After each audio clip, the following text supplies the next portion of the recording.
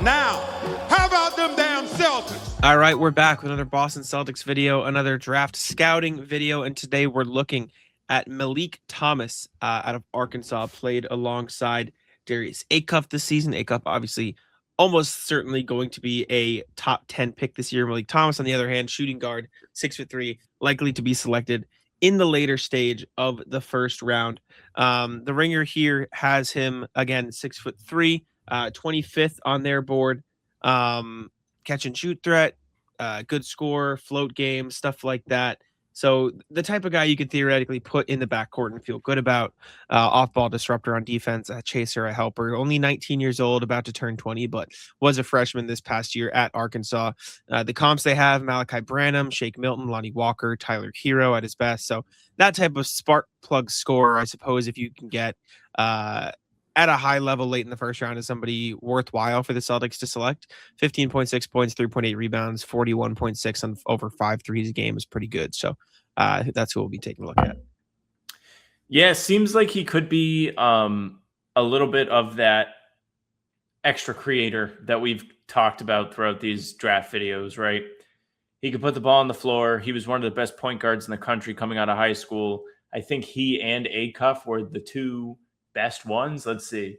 Acuff ranked number 1 point guard in the nation. Meleek Thomas was considered number 3 per No Ceilings, according to ESPN. That was the ranking. So he and Acuff were both high recruited guys, and they both managed to play together. The Arkansas team was pretty decent this year, and both men or kids, I guess they're adults, produced at a high level. And I think that's an intriguing layer to all of this, because in the NBA, he's not going to be the guy right away. He's going to have to play off of others. He had experience doing that in college, especially after high school, being, again, one of the top recruits at his position in the nation, and fit right in, fit really well, put up good numbers, was efficient despite not having to have the ball in his hands all the time. Encouraging stuff. Yeah, good shooter in college. The jump shot looks a little wonky, but if it goes in, it goes in. I don't think it matters that much if it goes in. Clearly comfortable scoring, comfortable with the ball in his hands, like you mentioned, kind of was the secondary guy next to Acuff at Arkansas under Calipari this past year. Put up solid points. I mean, I'll put it this way.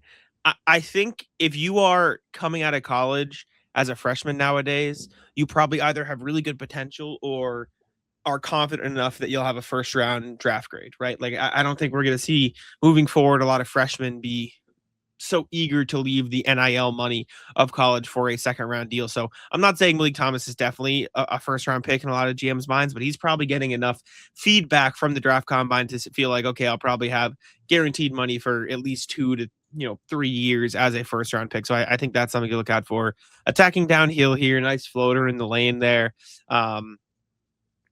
Seems like a pretty good athlete. I wonder how tall he was at the combine. I'm going to look all his measurements up while we watch. Okay. Just on the athleticism, that's actually one of the concerns per KOC. He has a slight build, doesn't get to the rim all that often. Only 17% of his half-court shots came in the restricted area, and none of them were dunks per synergy. And he isn't overly bursty with the ball in his hands either, which leads him settling for floaters and contested pull-ups. Look, floaters are not bad shots if you're good at them. I think that's a skill that he could perfect in the NBA and become an effective player, but getting to the rim itself is something that we heard Brad Stevens talk a lot about at his end of season pressers. We've talked about ad nauseum over the last month. It doesn't mean that Thomas is not ever going to be able to be a good player, but he's probably not the athlete that you would hope, which is partially why he might be towards the bottom of the first round. But there's a lot to be excited about. A lot of shot making ability, as you see. He's really good off the pull up. I think 49% was the number that I saw in these scouting reports. He's really comfortable shooting off the dribble, which is honestly kind of good if you're looking for a spark plug guy off the bench, which could be something Boston wants, depending on what they see for their roster going forward. If they move off of one of their guards this summer, which they could, doesn't mean they will, probably won't. But if they do, there would be more minutes up for grabs. And looks like Meleek Thomas is comfortable both with the ball and without it. Confident shooter. He lets it fly. It gets out of his hands very quickly. Shifty guard, nice drive to the rim there. 6'3" without shoes, according to the combine measurements. 6'6.75" wingspan, 189.6 was his weight. So definitely a smaller-ish guard. I do.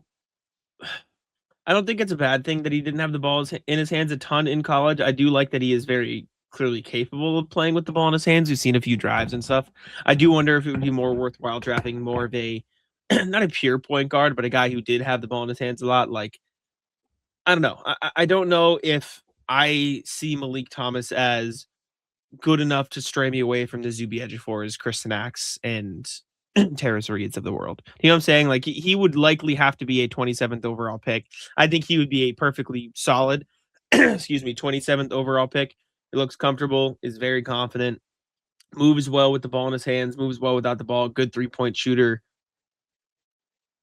Is he good enough to make you not want to take one of those bigs? And is he different enough from the guys you already have at the wing position, right? If I'm drafting a guard, I would probably want more of a comfortable ball handler who is a good shooter who can, be scrappy on defense and guard on the ball. And I'm not saying he can't guard on the ball, and very clearly he is capable of being a point guard. Maybe that is something you see in him and would like to develop in him a little bit more once he's not playing alongside Darius Acuff. But would you rather go after like a Bennett Sturts, who was like a pure point guard, had the ball in his hands a lot, right? If he is available. So, and this is not to say, again, like I don't like Malik Thomas, but I am now thinking in the context of, okay, what if those bigs are available? Would I rather Malik Thomas or one of the bigs? And in my head, it's one of the bigs. Yeah, I think the bigs are the best prospects we've seen so far. They also seem to fill like the most prominent need for Boston. Now, we can't talk about this and ignore the fact that there will be big options in free agency and the Celtics actually have money to spend. But at the same time, there are going to be free agent options in the microwave type of role. Like Anthony Simons is going to be there. Like if you want to bring him back, I'm sure you're going to have the funds to do it. If he wants to be back, that's one thing. There will be other options. I know the pipe dream is Ayo Dosunmu to bring him off the bench after his strong playoff run with the Timberwolves. It's all possible. Right now, it seems like the big men are the best players available. Now, if you're taking Malik Thomas, I think you're swinging for the fences. And sometimes you have to make those kind of decisions and take risks because otherwise we did the video talking about the Celtics not really getting a lot of their great players through the draft. You have to hit singles with these picks, and I think they're in a position where they probably should just try and get somebody they can feel good about. But every once in a while, it would be nice to get somebody that's like a surprising prospect that is all of a sudden a real scoring option and an important piece of your team at this pick. It could be Ugo. We don't know yet. A little bit more on Malik Thomas, just to piggyback on Jack's take on the confidence. One of the concerns was actually his shot selection. He takes so many wild shots. Part of it is due to his role. John Calipari empowered him to take these looks. Acuff ran the point in Arkansas, but there are plenty of instances where he would miss open teammates and would instead force a jumper at his size. It should be a point of emphasis for him to tap into those passing flashes. So I think that was just more of what the team called for from him than like he can't make the right read kind of thing. But it's something to monitor in all of this. To his credit, he's making these tough shots. Like shot creation is one of the things he's good at. So maybe it's just a confidence thing where it's like, I think this is going to go in. Like, I think this is a good look, as good of a look as we're going to get. Yeah, the ringer is interesting because it has a lot of strengths and a lot of weaknesses. The weaknesses are the half donut shot chart, as in it doesn't get downhill a lot, wobbly ball control every once in a while, it seems, confident and bold scorer, but fails to read time and situation at times, willing passer, but mainly in simple stuff, and then adding strength, etc. But then you read the strengths and you're like, okay, only 19, will turn 20 after summer league, combo guard, 6'5" in shoes, long, a solid wingspan, shouldn't have trouble filling out into that, frame. They mentioned bona fide shooter with a pretty massive sample size, so is going to shoot the ball super well, has excellent touch, maybe the best all-around scorer in the class next to Keaton Wagler and Bennett Sturts. So pretty high praise for his scoring abilities. And then an active athlete, light on his feet, good motor. And then you read here, considered to be a driven player, is eager to get better, play next to Acuff at Arkansas. Like you can see all of the good and all of the bad. And you could see a real pathway for him being a real NBA player who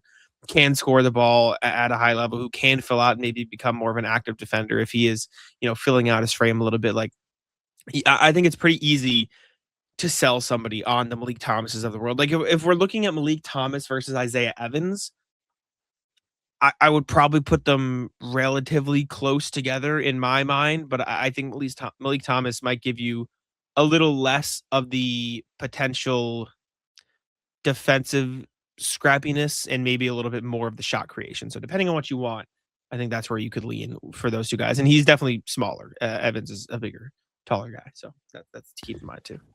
Yeah, and I know throughout this scouting season, we've talked about what do they need, right? Like, do they need an Isaiah Evans? Do they need somebody to be like just another like off the conveyor belt 3-and-D type role player? Or at least that's what you hope they become, right? This again is more of like a home run thing where it's like, man, maybe he can be something greater than that. Maybe he can be a real contributor to this team.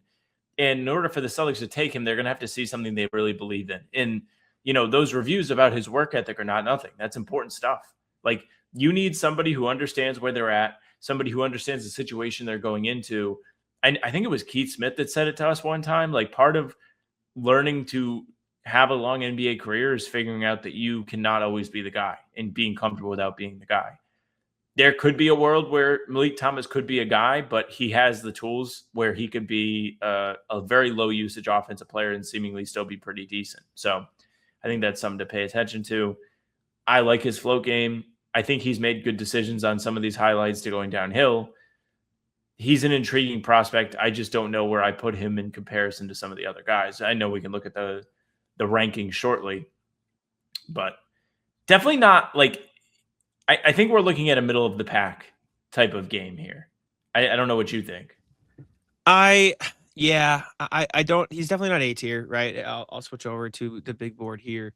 I don't think I would put him on the same as Zuby, as Jefferson, as Terrace Reed, as Sinak. I think I would take all those guys over him.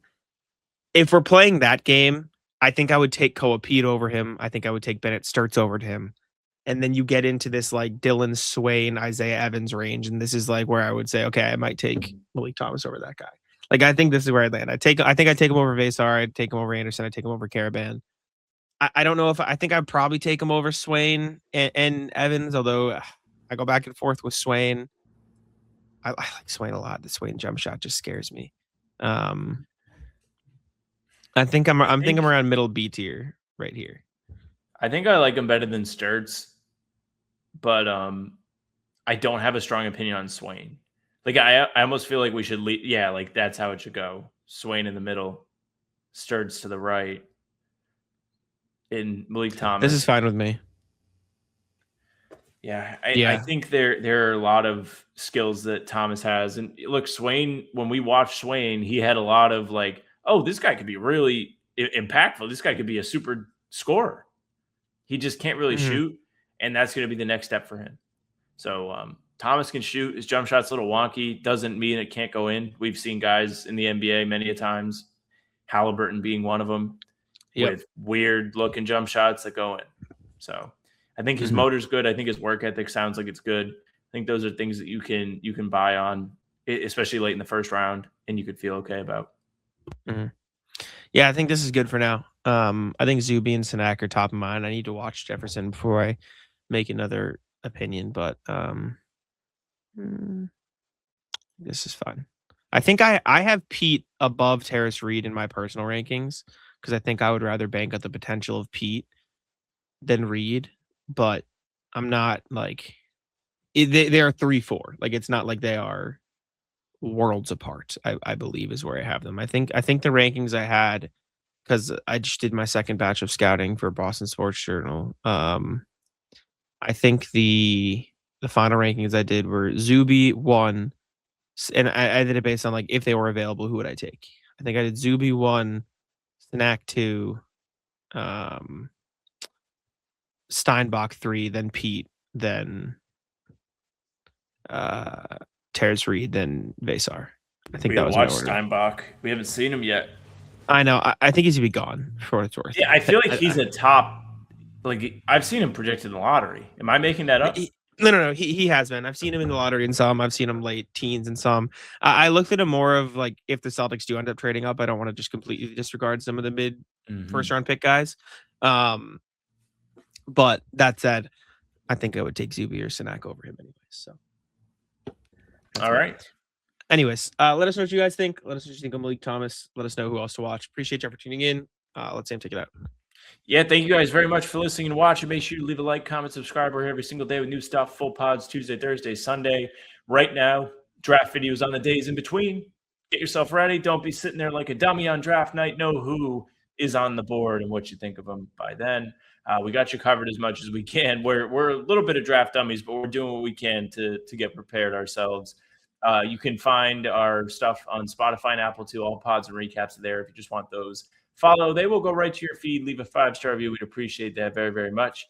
You can email us, hbtcpod@gmail.com. Read them every single time we do the show. hbtcpod@gmail.com. Our socials are at How About Them C's for Twitter, Instagram, and TikTok. Facebook's the name of the pod. All streams are there. They're on YouTube. They're on Twitter. Twitter's Jack's Money, NBA Minds, it's Sam LaFrance, NBA. That's it for us. Taco, come on. Taco's having some fun here.